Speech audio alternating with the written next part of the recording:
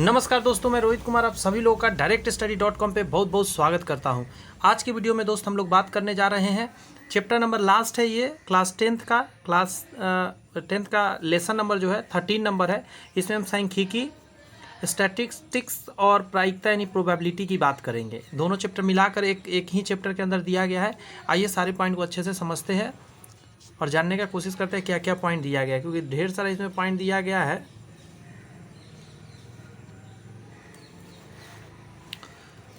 सबसे पहले कहा जा रहा है सांख्यिकी की बात कर रहे हैं। केंद्रीय प्रवृत्ति के मापक। एक नंबर पॉइंट है वर्गीकृत आंकड़ों का माध्य।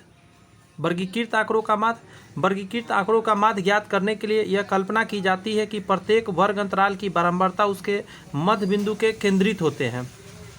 क्या माना जाता है? वर्गीकृत आंकड़ों के माध्य अगर निकालना हो, क्या निकालना हो? माध्य। माध्य को बोलते हैं मीन। कभी कभी अरिथमेटिक मीन भी इसको कह दिया जाता है। ज्ञात करने की यह कल्पना की जाती है, यानी मान लिया जाता है कि प्रत्येक वर्ग अंतराल की बारंबारता उसके मध्य बिंदु पर केंद्रित होता है। बारंबारता के वर्ग अंतराल की बारंबारता उसके मध्य बिंदु पर निर्भर होता है। वर्ग अंतराल का जो बीच होता है वहाँ स्थित होता है। क्वेश्चन से समझ में आएगा, अभी समझते रहिए जो बता रहा हूँ। प्रत्यक्ष या सीधी विधि एक डायरेक्ट मेथड होता है, उसमें माध्य को यानी मीन को, फिर से लिख दे रहा हूँ, MEN मीन, एक्स के ऊपर ऐसे बार से सूचित किया जाता है। एक्स के ऊपर ऐसे बार लगा के इसके बराबर में होता है F1 इंटू X1 I कह सकते हैं, और नीचे FI, और इसका मतलब होता है जोर। समेसन भी कहीं कहीं लिखा रहता है, ऐसे लगा रहेगा, ठीक है, दोनों जगह पे ऊपर नीचे। इसका मतलब होता है सिग्मा या समेसन कह सकते हैं। इसका मतलब होता है इन सभी का जोड़, यानी F का फ्रीक्वेंसी का X1 यानी चर मान का गुना करना है। देखिए सॉरी वर्ग चिन्ह, तो X का XI और I के वर्ग अंतराल के मध्य बिंदु F की बारंबारता, इसको गुना करना है। क्या है क्वेश्चन से ही समझ में आएगा। अभी फिलहाल फार्मूला देख लीजिए, बहुत लोगों को फार्मूला पता भी होगा। ये सब क्लास 10th में सब सारी चीज़ है। एक कल्पित माध्य विधि होता है, इसमें वही चीज़ है बट थोड़ा सा मेथड में बढ़ोतरी हो जाता है। माध्य यानी मीन बराबर होता है A प्लस FI DI/FI। इसमें डी निकालने का मतलब होता है वर्ग अंतराल के लंबाई से भाग दिया जाता है। देख सकते हैं A एक कल्पित माध्य है। कब? प्रत्येक I के लिए D जो होता है X में से A घटता है और A से X के विचलन है। अभी क्या है बिना क्वेश्चन से ना समझ में आएगा। फिलहाल इसे देख लीजिए, फार्मूला पर फोकस रखिए, क्योंकि फार्मूला में ये यूज करूँगा क्वेश्चन में। ये भी फार्मूला मैं बॉक्स कर दे रहा हूँ। ये दोनों फार्मूला क्या है, बहुत इंपॉर्टेंट है। अभी और भी फार्मूला मिलेगा जो नीचे दिख रहा होगा। ये इसको बोलते हैं पग विचलन विधि। इसमें भी माध्य बराबर निकलता क्या है, A plus H FI UI FI। इसमें क्या होता है, उसमें बीच में एक A मानकर घटाया जाता है सिर्फ। इसमें क्या है, इसके भाग भी दिया जाता है। ये जो H होता है इससे भाग भी दिया जाता है। अभी क्या है ये भी हम बताएंगे क्वेश्चन से बना के, तब समझ में आएगा। फिलहाल फार्मूला याद रखिए, X बराबर पद विचलन विधि, इसको बोलते हैं पग या पद भी बोलते हैं, कभी कभी पद ही लिख देता हूँ, पद विचलन विधि। यदि वर्ग माप साइज असामान्य हो तब भी 4 नंबर में दिया गया सूत्र प्रयोग किया जा सकता है। ये वाला क्या है, वर्ग माप जब साइज असमान हो तब। इसके लिए H को सभी D1 का एक उपयुक्त विभाजक लेना होगा। वर्गीकृत आंकड़ों का बहुलक, अब यहाँ पे बहुलक की बात कर रहा है। मोड, ऊपर मीन की बात हुआ था या मोड की, मीडियन का भी बात नहीं फिलहाल हुआ है। तो बहुलक के लिए क्या, एक वर्गीकृत बारंबारता बंटन में बारंबारता को केवल देखकर बहुलक को निर्धारित करना संभव नहीं होता। वर्गीकृत आंकड़ों का बहुलक ज्ञात करने के लिए अधिकतम बारंबारता वाला वर्ग ज्ञात कीजिए। अधिकतम बारंबारता वाला वर्ग ज्ञात कीजिए। वह वर्ग बहुलक वर्ग होगा, वहाँ से आपको बहुलक वर्ग पता चल जाएगा। आंकड़ों का बहुलक एक ऐसा मान है जो बहुलक वर्ग में है। जैसे निम्नलिखित सूत्र का प्रयोग करते हुए वर्गीकृत आंकड़ों का बहुलक निकाल सकते हैं। बहुलक यानी MODE, मोड बराबर हो जाता है L plus F1 minus F0 बटा के 2F1 minus F0 minus F2 into H। इसका भी हम क्वेश्चन में प्रयोग करेंगे तो आपको समझ में आएगा, लेकिन इसके बारे में कुछ और जानिए। यहाँ क्या है, L होता है बहुलक वर्ग की निम्न सीमा। जैसे आपने देखा होगा 10 से 20, 20 से 40, 40 से 50 ऐसे करके जो लिखा रहता है, तो शुरू वाला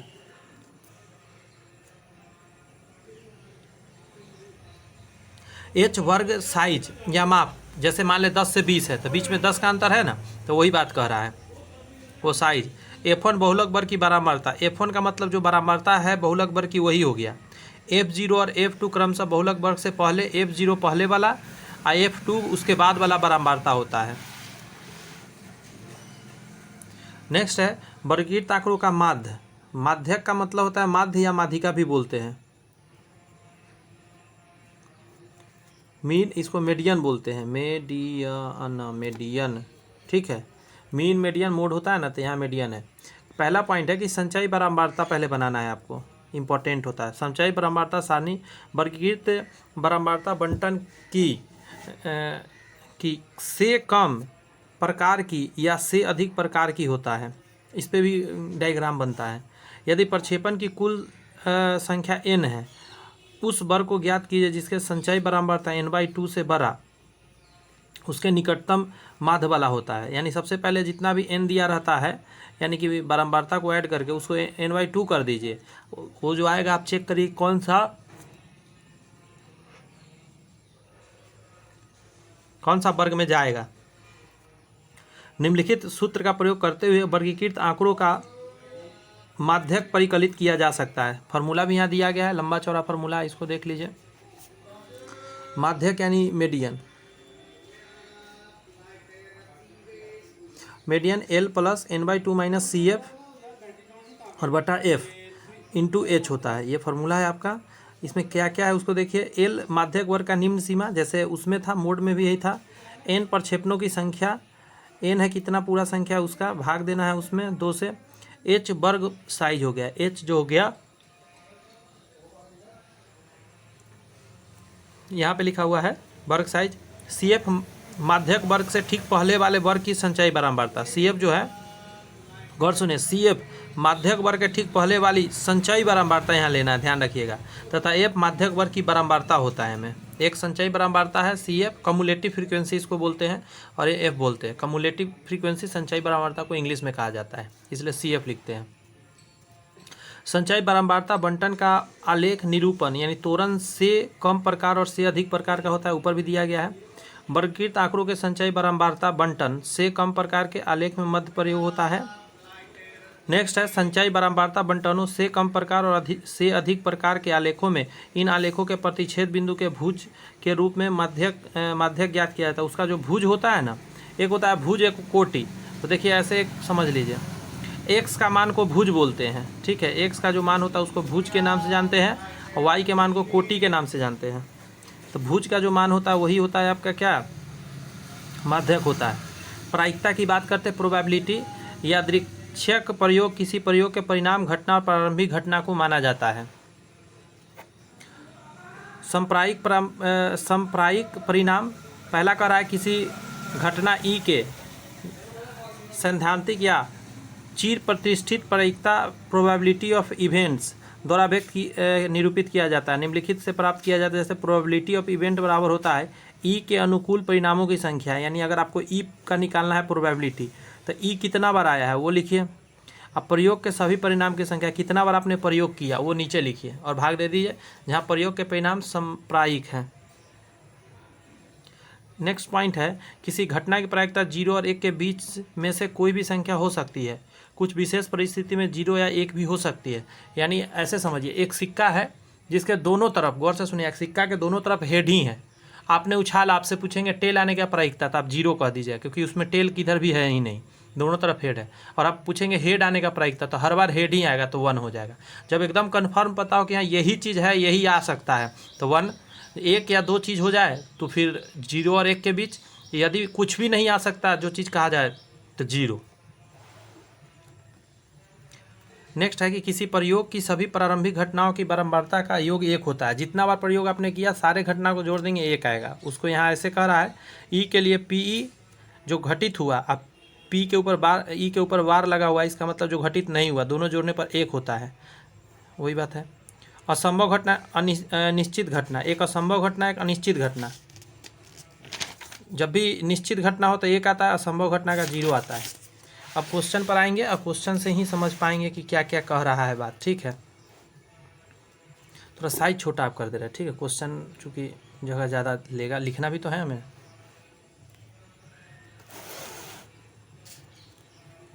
दिख रहा है अच्छे से क्वेश्चन? तो यस सर दिख रहा है।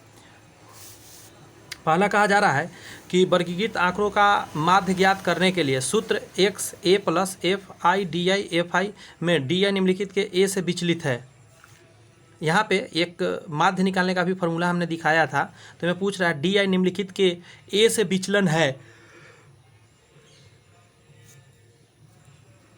ये जो ए से विचलन का मतलब था वर्ग के मध्य बिंदु होता है, ये जो घटाया जाता है डी आई निकालते समय तो ये बीच वाला बिंदु से निकाला जाता है।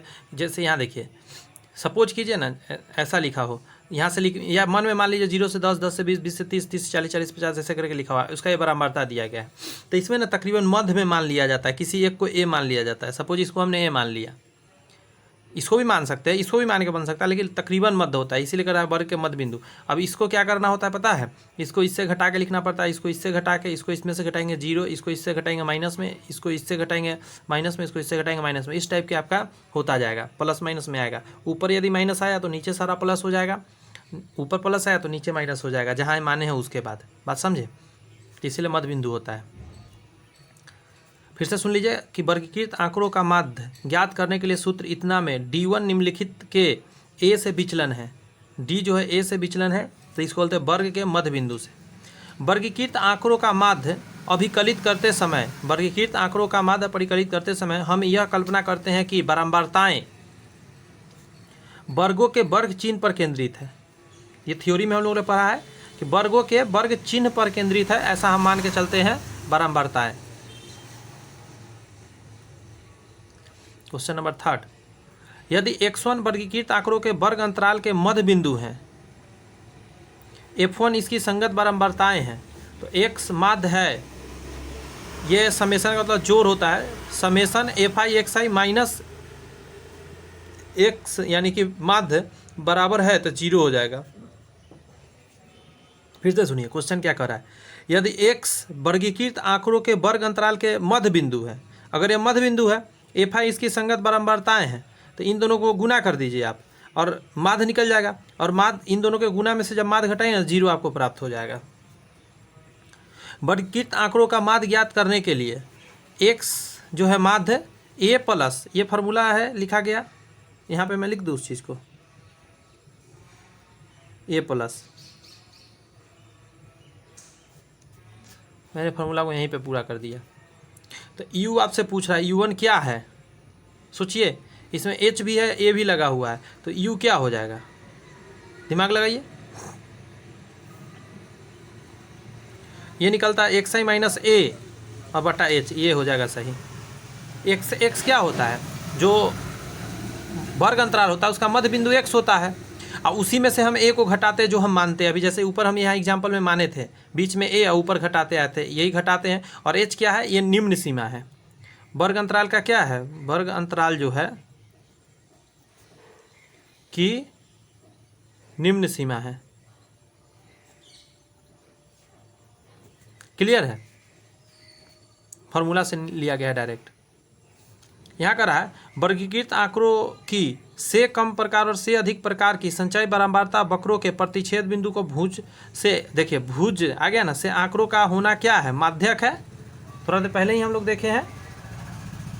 अब कह रहा है इसके लिए माध्यक वर्ग और बहुलक वर्ग की निम्न सीमाओं का योग है। अब देखिए सबसे पहले आपको पूछ रहा है मैं माध्यक वर्ग, माध्यक वर्ग एक बहुलक वर्ग कह रहा है, तो बहुलक तो इसी से देख के कह दीजिए बहुलक वर्ग कौन सा है, सबसे ज़्यादा इसमें क्या है, ये है, तो ये बहुलक वर्ग हो गया। यहाँ लिख दे रहे हैं बहुलक वर्ग। अब आपके मन में आएगा कि सर माध्यक वर्ग कैसे निकलेगा, तो देखिए उसके लिए क्या करना होता है, सबसे पहले 10 लिखिए, संचय बारंबारता बनाइए, संचय 10, इसको इसमें जोड़िए, 25 इसको इसमें जोड़िए, 37 इसको इसमें जोड़िए, 57 इसको इसमें जोड़िए, 3 इधर तो 66। अब देखिए 66 आया ना, 66 को आप 2 से भाग दीजिए, 33, और इसमें देखिए 33 कहाँ जाएगा, इसमें आएगा, ये हो गया, ठीक है, ये हो गया आपका कौन सा, माध्यक, माध्यक वर्ग। और कह रहा है कि देखिए फिर से सुनिए, के लिए माध्यक वर्ग वर्ग की निम्न सीमाओं का योग, तो इसमें 10 है, इसमें 15 है, 25 आ जाएगा आंसर, 6 का 2। फिर से बताता हूँ कैसे निकाला मैंने, संचय बारंबारता निकालना पड़ता है माध्यक के लिए, संचय लिखा, बारंबारता लिखा, 10 लिखिए, इसको इसमें जोड़ के 25, 25 में 12 जोड़ के 37, 37 में 20 जोड़ के 57, 57 में 9 जोड़ के 66। अब 66 जो लास्ट में आएगा उसको 2 से भाग देते हैं, 33 आए। 33 इसमें कहाँ पे सर्वाइव करेगा वो पूछ रहा था। इसमें करेगा क्योंकि 25 तक ही, इसमें 37 तक, तो इसको घेर लिया। ये माध्यक वर्ग हो गया। इसमें इसका निम्न सीमा ये है, उच्च सीमा ये है, ये वर्ग अंतराल है। इस तरीके के सॉरी ये बारंबारता है। पूछा कभी कभी कह देता बारंबारता का योग बताइए, तो इन दोनों को जोड़ के ऑप्शन में टिक मारता। उच्च सीमा और निम्न सीमा का योग बताता था, इसका उच्च सीमा लेते, इसका निम्न सीमा, जैसा बोलेगा वैसा करके कर देंगे। दोनों का निम्न सीमा जोड़ना था जोड़ दिया। आ गया ये बंटन दिया गया है। ये जो डायग्राम दिया गया है कि माध्यक वर्ग की ऊपरी सीमा है, माध्यक वर्ग। फिर से माध्यक वर्ग निकालने के लिए क्या करेंगे, संचयी बारंबारता निकालेंगे। संचयी 13 लिखेंगे, 23 हो जाएगा, 38 हो जाएगा, हाँ 45 हो जाएगा, 3 इधर आ जाएगा, सॉरी 46 हो जाएगा, क्योंकि 8 जब जुड़ेगा, 8 5 1 सेकंड रुक जाइए, 8 8 16 ठीक है। इसका हो जाएगा 57। 57 का आधा करिए, 27, 28 दूनी 56, 28.5 आ जाएगा। 28.5 कहाँ जाएगा, इसमें 23 ही है, 23 इसमें आ जाएगा। अब पूछा इसका ऊपरी सीमा 17, 7 का क्या हो जाएगा, हाँ गड़बड़ हो गया, सॉरी हमने ध्यान दिया नहीं। यहाँ पे देखिए, यहाँ पे मैच कर रहा था ना, 10 10 10 10, इसमें मैच नहीं कर रहा है, एक बढ़ रहा है। कितना का अंतर हो रहा है, तो आप कहिएगा सर एक बढ़ रहा है, यहाँ भी एक बढ़ रहा है, सबके बीच में एक एक का अंतर है ना। इसका देखिएगा, इसका नहीं, इसका एक का अंतर है, तो इस एक को 2 से भाग दीजिए तो कितना बार मिलेगा, 0.5। इस 0.5 पीछे वाला में गौर से सुनिएगा, इससे बताता हूँ, इसमें जुड़ेगा तो 5.5 हो जाएगा, इसमें हो जाएगा -0.5 हो जाएगा। इसमें घटता है, इसमें जुड़ता है, इसमें फिर घटेगा तो 5.5, और यहाँ क्या हो जाएगा 10.5। उसी तरह इसमें क्या हो जाएगा, सॉरी 11.5 हो जाएगा। यहाँ पे हो जाएगा 11.5, 5.5 इसमें घट गया, इसमें जुड़ जाएगा फिर 17.5। इसमें क्या हो जाएगा, उसी तरह 5 घटेगा तो 17.5, यहाँ क्या हो जाएगा 23.5, इसमें फिर आ जाएगा 23.5, और इसमें आ जाएगा 29.5। अब आपको ऊपरी सीमा या निम्न सीमा बताना था। देखिए यही आया था ना, ये तो नियम वही था। इसमें ऊपरी सीमा क्या हो गया 17.5, तो ये टिक लगेगा, 17 नहीं, क्योंकि क्या ध्यान रखना है, इस पर भी ध्यान रखना है। यहाँ पे चेंजिंग हो रहा है, कभी कभी 2 का अंतर रहेगा, 2 का अंतर रहेगा तो 2 में 2 से भाग देंगे, 1 आएगा, तो पीछे वाला में 1 घटाते हैं, आगे वाला में 1 जोड़ते हैं। इसमें 1 घटेगा, इसमें 1 जुड़ेगा, एक में 1 घटेगा, 1 जुड़ेगा, उसके बाद रियल बारंबारता ये निकल के आया, सॉरी वर्ग अंतराल। ये वर्ग सही नहीं था, ये वर्ग सही हो गया, इसलिए 17.5 आंसर होगा। हर छोटा छोटा चीज़ पर ध्यान देना पड़ेगा। बहुत अच्छा दिया गया है, ये दे दिया बंटन आपको, से कम कर रहा है, ऐसे बहुलक वर्ग आपसे पूछ रहा है, तो आप बताइए जरा।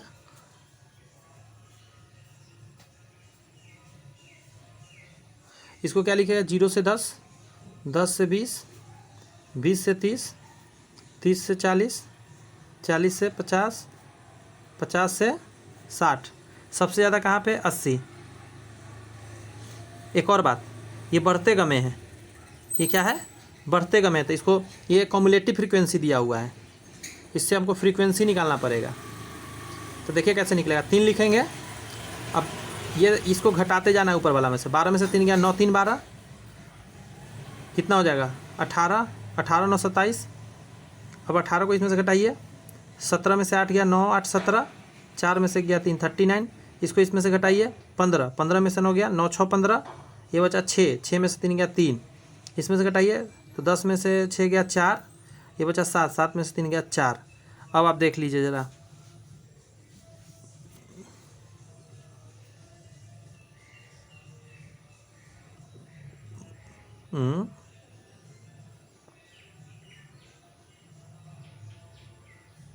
गड़बड़ घटा दिया, 1 मिनट रुकिए, तो 3 का 3 9, हाँ गड़बड़ घटा दिया लगता है, इसको घटाएंगे, इसको घटाया जाता है, तो 7 में से 2 गया 5 1 15 आएगा, फिर इसको इससे घटाया जाता है, गलती मैंने घटा दिया था, 0 30, इसको इससे घटाइए तो 15 में 7 क्या 8 7 15, 6 6 में से 5 गया 1, इसको इससे घटाइए 5, अब देखिए यहाँ पे है 30, ये हो गया आपका क्या बहुलक वर्ग। पूछा क्या था, बहुलक वर्ग है 30 से 40। बात समझ में आया ना? ऐसे करके थोड़ा सा ध्यान रखना पड़ेगा। आपके सामने ये रहा के लिए माध्यक वर्ग की ऊपरी सीमा, गौर से सुनिए, माध्यक वर्ग की ऊपरी सीमा और बहुलक वर्ग की निम्न सीमा का अंतर पूछ दिया आपसे। तो सबसे पहले आपको जाना बहुलक वर्ग। तो बहुलक वर्ग कहाँ है, यहाँ पे है। मैं डायरेक्ट लिख ही देता हूँ, बहु लिख देता हूँ, बहु से समझ जाइएगा। अब आइए, हमको सबसे पहले संचय कम्युलेटिव फ्रीक्वेंसी बनाना पड़ेगा। तो 4 5 4 9 13 और 9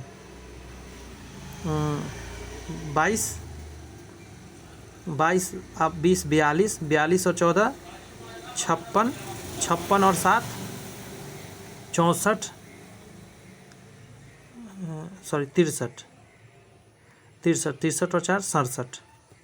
अब आइए, पूछा क्या है, माध्यक वर्ग की ऊपरी सीमा। माध्यक वर्ग कैसे निकालते हैं, 67 को भाग देते हैं। 67 को 2 से भाग दीजिए, 3.5 33.5 कहाँ आएगा, इसमें 22 ही तक आएगा, यही इसी में आएगा। अब देख रहे हैं 33.5 भी इसी में आएगा। तो यही हो जाएगा माध्यिका का भी। अब देखिए क्या घटना हो गया, एक ही में सेम आया। तो कह रहा है माध्यक वर्ग की ऊपरी सीमा, तब ऊपरी सीमा 145 हो गया। बहुलक वर्ग की निम्न सीमा तो 125। इन दोनों को अंतर बताना है, तो इन दोनों को घटाएंगे, कितना आ जाएगा, घटाइए, 0 20 क्या आ जाएगा, 20 आ जाएगा घटाने पर। आंसर मैं देख लेता हूँ, 9 का आंसर जो दिया गया है आपको ठीक है, गलत हो ही नहीं सकता। मेथड जब सेम है तो गलत कैसे हो जाएगा। 150 धावकों द्वारा 110 मीटर की बाधा दौड़ में समस्या सेकेंड में निश्चित दिया गया है, इतना इतना इतना इतना दे दिया गया है। इतना सेकेंड से कम में दौड़ समाप्त करने की धावक की संख्या है 14.6।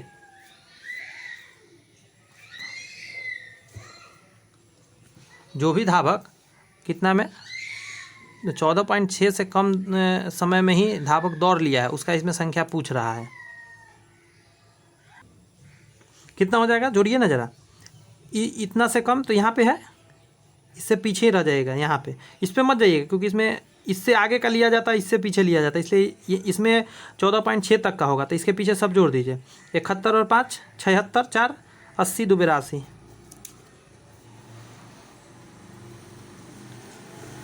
जीरो से अधिक उसके बारंबारता दिया गया है।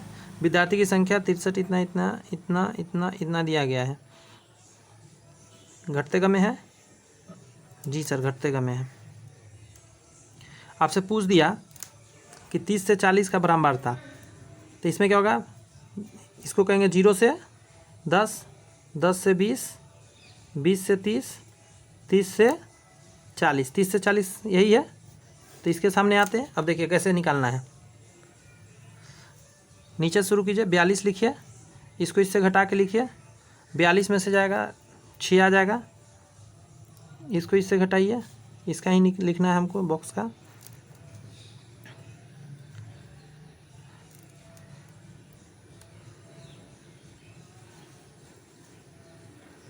तीन आ जाएगा, यही आंसर हो गया। बस यहाँ समझना था कि कहाँ घटने वाला आंसर होगा। आपको तरीका बता दिए, इसमें उल्टा चल रहा है ना, नीचे से ऊपर का में बड़ा हो रहा है, तो नीचे से घटाते हुए ऊपर जाइएगा, क्योंकि से अधिक वाला में से कम वाला रहेगा तो ऊपर से नीचे का में रहता है संचय बारंबारता, से अधिक वाला में नीचे से ऊपर का में रहता है। इधर तो सेम ही तरीका से बनता है। यदि कोई घटना घटित नहीं हो सकती है तो उसकी प्रायिकता 0 होती है। जब घट ही नहीं सकता तो 0 प्रायिकता। निम्नलिखित में से कौन सी घटना की प्रायिकता नहीं हो सकती है। देखिए ये 1/3 है तो ये संभव है, 0.1 भी संभव है, 3/100 संभव है, ये कभी संभव नहीं, क्योंकि ऊपर बड़ा हो गया। 1 पॉइंट समथिंग नहीं जा सकता, 1 पॉइंट समथिंग कभी जा ही नहीं सकता, यही आंसर हो गया, क्योंकि 0 और 1 के बीच ही रहता है प्रायिकता की घटना। किसी घटना की घटित होना बहुत कम संभावित है, उसकी प्रायिकता निम्नलिखित के निकटतम है। किसी घटना का घटित होना बहुत कम संभावित है, बहुत कम संभावना, एकदम 9 के बराबर है कि ये घटित होगा, तो उतना ही वो नज़दीक आएगा। देखिए सबसे छोटा इसमें हो वो पकड़ लीजिए, इससे ये बड़ा, उससे ये बड़ा, सॉरी इससे ये छोटा, इससे ये छोटा, इससे भी ये छोटा है, ये हो जाएगा। यदि किसी घटना की प्रायिकता P है तो उसके पूरक घटना की प्रायिकता यानी जो घटना नहीं हो सकता, एक में से हमेशा घटाइएगा। क्या करिए, एक में से हमेशा घटा लेना है। किसी विशेष घटना के घटित होने की प्रायिकता प्रतिशत के रूप में व्यक्त करने पर निम्नलिखित कभी नहीं हो सकता है। 100 से कम, 0 से कम, 1 से अधिक, 1 से अधिक कभी नहीं हो सकता।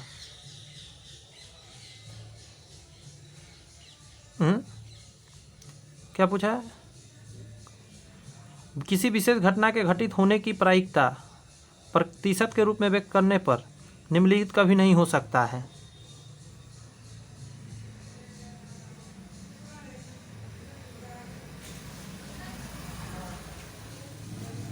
ये नहीं होगा, 0 से कम नहीं होगा। परसेंट में पूछ रहा है ना, 0 से कम परसेंट नहीं हो सकता। 100 से कम हो सकता है, 1 से अधिक, एक पूर्ण संख्या के अतिरिक्त सभी कुछ हो सकता है। परसेंट में पूछा है, प्रतिशत में। यदि PA घटना A की प्रायिकता व्यक्त करता है तो PA कहाँ जाएगा? PA 1 के बराबर हो सकता है या उससे छोटा रहेगा, 0 के बराबर हो सकता है, 0 से बड़ा रहेगा। 17 का आंसर क्या हो जाएगा पता है आपको? 3 नंबर। 52 ताश की एक गड्डी में से एक ताश निकाला जाता है। ताश निकाला जाता है, इसके लाल रंग का कार्ड होने की प्रायिकता है। देखिए लाल कार्ड टोटल कितना होता है, तो कहिएगा 13 को कार्ड लाल होता है सर, सॉरी 26 को कार्ड लाल होता है। 52 ताश की एक गड्डी में से एक ताश निकाला जाता है, प्रत्येक लाल रंग का मुख्य कार्ड होने की प्रायिकता है। तो 26 को लाल होता है, 26 को काला होता है। 52 में भाग दीजिए, 1/2 आंसर हो जाएगा। फिर से सुनते हैं, गड़बड़ हो रहा है, आंसर नहीं दिया है। 52 ताशों की एक गड्डी में से एक ताश निकाला जाता है, इसके लाल रंग का मुख कार्ड होने की प्रायिकता। मुख मतलब जिसमें मुंह हो, तो किसके में किसमें मुंह रहता है? पहले तो ये समझिए मुंह वाला कार्ड कितना होता है। राजा, रानी और बादशाह 3 में होता है, और लाल रंग का कार्ड 26 है, 3/26 हो जाएगा। बट ऐसे कहना भी सही नहीं है।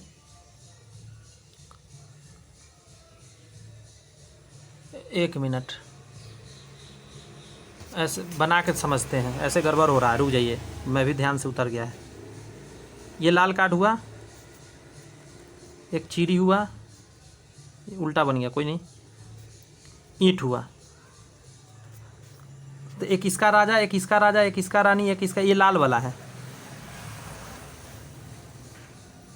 शायद इसमें ऐसा नहीं रहता है, ये काला वाला में रहता है ऐसा निकला हुआ।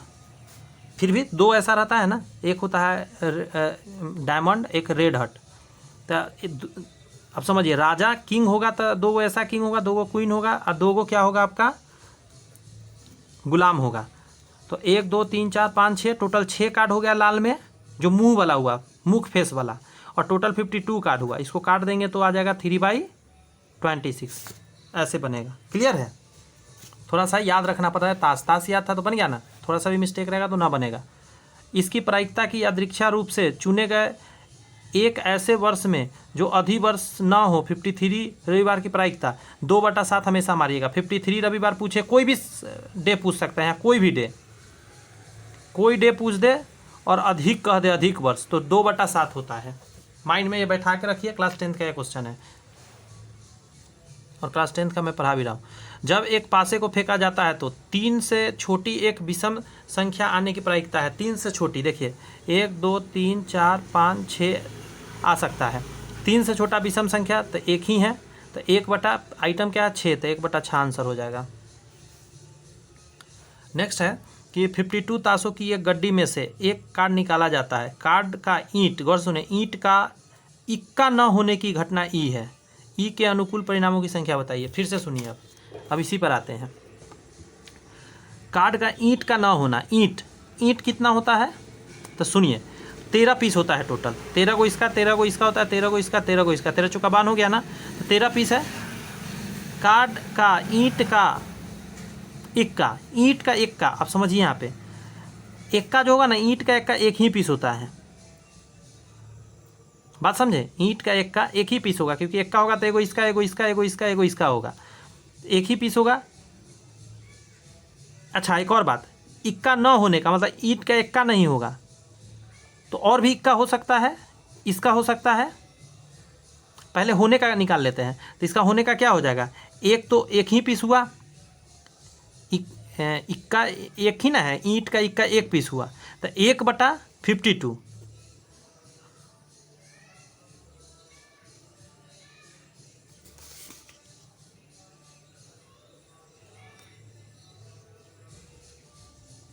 तो अब कह रहा है ई के अनुकूल परिणामों की संख्या।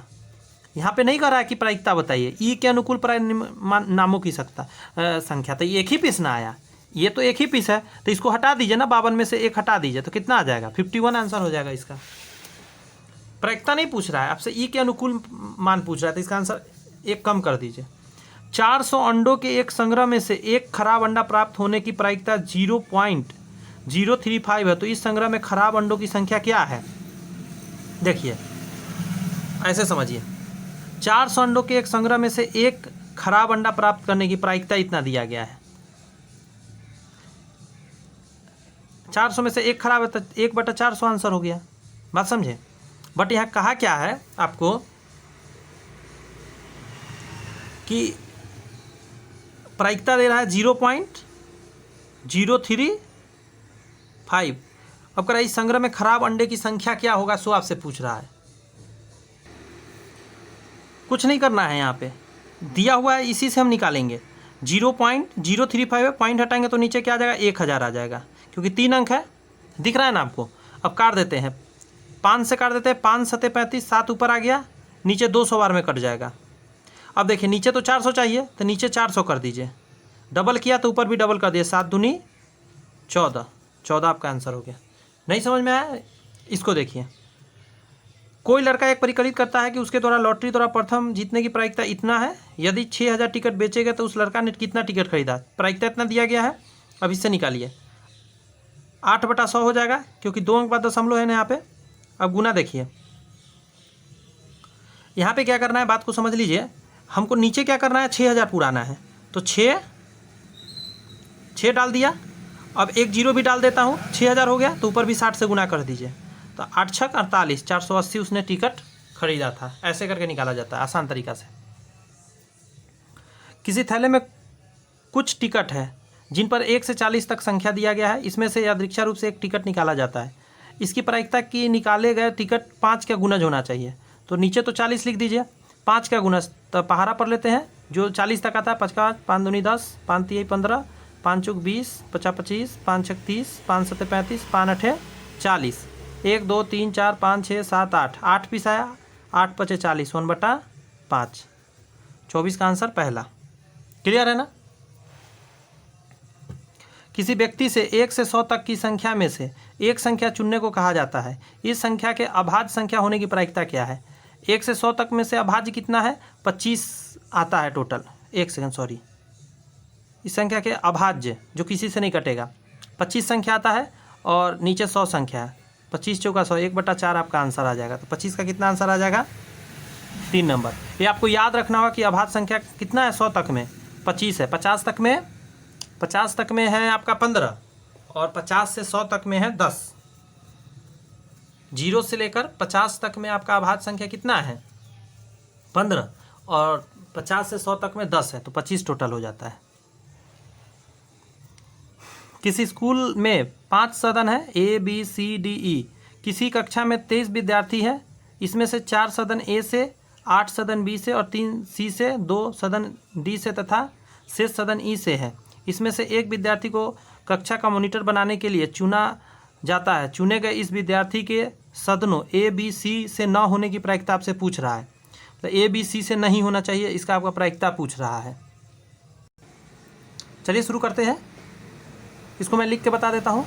टोटल 23 बच्चा है। ए का क्या करते हैं, ए में से कितना लिया गया है, 4, बी से लिया गया है 8, सी से लिया गया है 5, डी से लिया गया है 2, तो ई से कितना लिया जाएगा, 4, क्योंकि 23 पुराना है, टोटल 23 बच्चा है इसीलिए। तो बट्टा के नीचे 23 आएगा, सब में 23 है, ठीक है। अब कह रहा है ए बी सी का नहीं लेना है, तो डी और ई का लेना है। 4 2 6, 6/23 आंसर आ जाएगा। संचयी बारंबारता सारणी की रचना करना निम्नलिखित में उपयोग होती है। माध्यक में होता है संचयी बारंबारता का काम।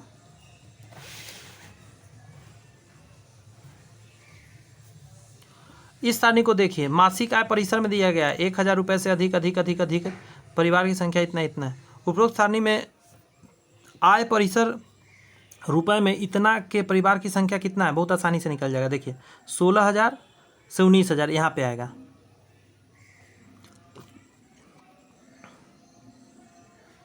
10,000 से 13,000, 13,000 से 16,000, 16,000 से 19,000, 19,000 से इतना, ठीक है। बस इन दोनों को घटा दीजिए, कितना आएगा, नीचे से घटते जाएगा ना, क्योंकि देखिए से अधिक वाला में नीचे से घटाते थे, इसमें से इसको घटाइए 19 आ जाएगा। बात समझ में आया कुछ आप लोग को हैं? नेक्स्ट आइए क्वेश्चन पर, देखिए सब समझा देंगे आसानी से। किसी कक्षा के 60 विद्यार्थियों की ऊंचाई निम्नलिखित बराबरता में दिया गया है यहाँ घट गया, यानी बराबरता है। बहुलक वर्ग की निम्न सीमा मध्यक वर्ग की ऊपरी सीमा का योग है। बहुलक वर्ग कहाँ है, इसमें सबसे ज़्यादा क्या ये है, तो बहुलक वर्ग की निम्न सीमा यानी 150 को ले रहे हैं, यहाँ बहुलक लिख देते हैं, बहुलक। अब देखिए 15, इन दोनों को जोड़ दीजिए 28, 38, 46, 55, 60। लास्ट वाला को 2 से भाग देते 30 आया, 30 किस में जाएगा, तो कहेगा सर 28 का इसमें आएगा, इसमें 30 आएगा। और बहुलक वर्ग का क्या लेना, सॉरी माध्यक वर्ग का क्या लेना है, ऊपरी सीमा, तो 165 योग बताना है, तो इन दोनों को 2 जोड़ दीजिए 5 और 16 दूनी 32, 325 अंश हैं। क्या है गलती हो रहा है भाई, एक सेकंड रुक जाइए। सबसे ज़्यादा यहाँ है तो 150 बहुलक वर्ग का निम्न सीमा, ठीक है, ठीक ले लिए हैं। माध्यक वर्ग का ऊपरी सीमा, माध्यक वर्ग 15, 5 3 8, 28, 38, 8 दूनी 16,